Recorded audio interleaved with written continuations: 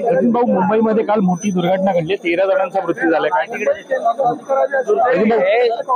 पहिली काल आम्हाला असं वाटत होतं की बुवा हे झालंय कसं झालंय, पण आज लक्षात आलेलं की ही दुर्घटना घडलेली आहे. मृत नातेवाईकांना निव्वळ पैसे देऊन होणार नाही, अशा गोष्टी होऊ नये त्यासाठी शासनाने उपाययोजना घेणं गरजेचं आहे. पालकमंत्री अजूनही झालेले नाहीये, मंत्री सुद्धा झाले, केवळ खाते वाटप झाले नाही. मुख्यमंत्री, पालकमंत्री सर्व विभागाची सामूहिक जबाबदारी घेत आहे. अर्थात याच्यावरती आम्हाला राजकारण करायचं नाही.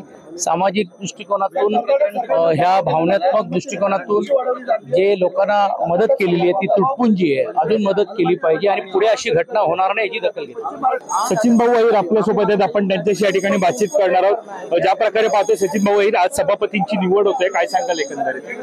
सभापतीची निवड आहे एक मताने आम्ही केलेल्या आहेत आणि अपेक्षा आहे की सभापती निपक्ष रीतीने सर्वांची बाजू घेऊन सर्वांचं म्हणणं ऐकून घेतील आणि योग्य रीतीने सभागृह चालवतील आणि सर्वसामान्य जनतेच्या प्रश्नाला न्याय देतील.